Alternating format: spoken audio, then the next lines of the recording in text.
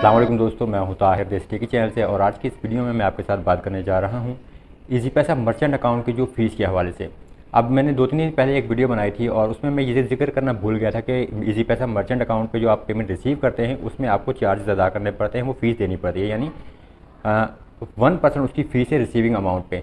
फ़र्ज़ करें कि अगर आप 50,000 रुपये रिसीव करेंगे तो आपको 500 रुपये से उसमें से चार्ज देने पड़ेंगे, यानी 49,500 आपके बैलेंस में आते हैं।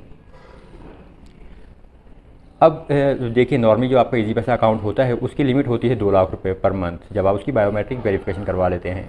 और उसमें आपको कोई भी फ़ीस वगैरह अदा नहीं करनी पड़ती। यानी कि अगर आप 2 लाख रुपए रिसीव करेंगे उसमें कोई भी आपके चार्जेस नहीं होंगे, रिसीविंग पे कोई चार्जेस नहीं होते, आप पूरे 2 लाख ही आते हैं। जब आप उसको विड्रॉ करवाएंगे तो तब आपको चार्जेस देने पड़ते हैं। लेकिन मर्चेंट अकाउंट का ये मसला है कि उसकी लिमिट तो आपकी पर मंथ 5 लाख रुपये हो जाती है, यानी एक महीने में आप 5 लाख रिसीव कर सकेंगे, लेकिन फिर आपको उसमें चार्जेस देने पड़ेंगे। अब 5 लाख पर जो है 1% बनता है वो 5,000 रुपये।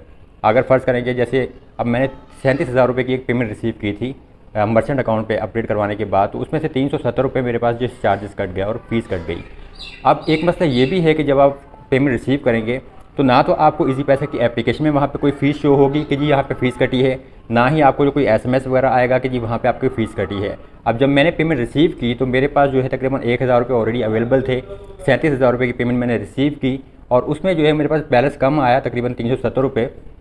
लेकिन कहीं पर भी चेक करने के बावजूद मुझे फ़ीस वगैरह का शो ही नहीं हुआ कि जी फ़ीस भी कटी है। मेरे पास टोटल शो हो रहा था कि जी 37,000 रुपये आपके पास रिसीव हुए हैं, जबकि फ़ीस नहीं शो हो रही थी। तो उसके बाद फिर मैंने जो है मजबूरन हेल्पलाइन से कॉल की, और हेल्पलाइन वाले नुमाइंदे को भी इस चीज़ का पता नहीं था कि ये फ़ीस किस चीज़ की कटी है। वो कह रहा था कि जी आप मुझे ट्रांजैक्शन ID बताएं जो आपकी फ़ीस कटी है या आपको वहाँ शो हो रही होगी, जबकि मेरे पास तो वो फ़ीस शो ही नहीं हो रही थी। तो फिर मैंने खुद उसको बताया कि मैंने इस अकाउंट को जो है मर्चेंट अकाउंट में अपग्रेड करवाया है, तो कहीं ये उस चीज़ की फ़ीस तो नहीं कटी। उसके बाद दोबारा उसने चेक किया, कुछ मिनट के बाद उसने मुझे बताया कि जी क्योंकि आपने ईजी पैसा अकाउंट को जो है मर्चेंट अकाउंट में अपग्रेड करवाया है तो वहाँ पर रिसीविंग की 1% फ़ीस होती है। तो 37,000 रुपये क्योंकि आपने रिसीव किए तो ये 370 रुपये वहाँ से आपकी फ़ीस कट गई। अब ये बिल्कुल नाजायज़ फ़ीस है जो मैं इसको समझता हूँ। वो इस वजह से देखिए कि जैसे जैज़ कैश का जो मर्चेंट अकाउंट है मैंने उसको भी अपग्रेड करवाया हुआ है, उसमें काफ़ी ज़्यादा टाइम लगा था, तो सर्विस उनकी भी ज़्यादा घटिया ही है ईजी पैसा के मुकाबले में। लेकिन वहाँ पे रिसीविंग पर जो है आपके चार्जेस नहीं कटते, यानी अगर आप 37,000 रुपये रिसीव करेंगे तो वो 37,000 ही आते हैं आपके पास, ये जो चार्जेस वगैरह हैं वो नहीं कटते।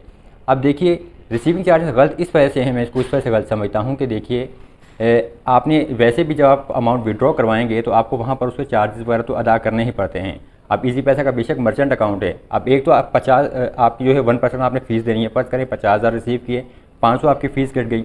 अब 49,500 रुपये जब आप उसको विड्रॉ करवाने जाएंगे किसी भी शॉप्स वगैरह से, तो वहाँ पर भी आपको उसकी फ़ीस वगैरह देनी पड़ेगी, यानी ये आपको डबल चार्जेस देने पड़ते हैं। तो इसका हल देखिए सिंपल सा है।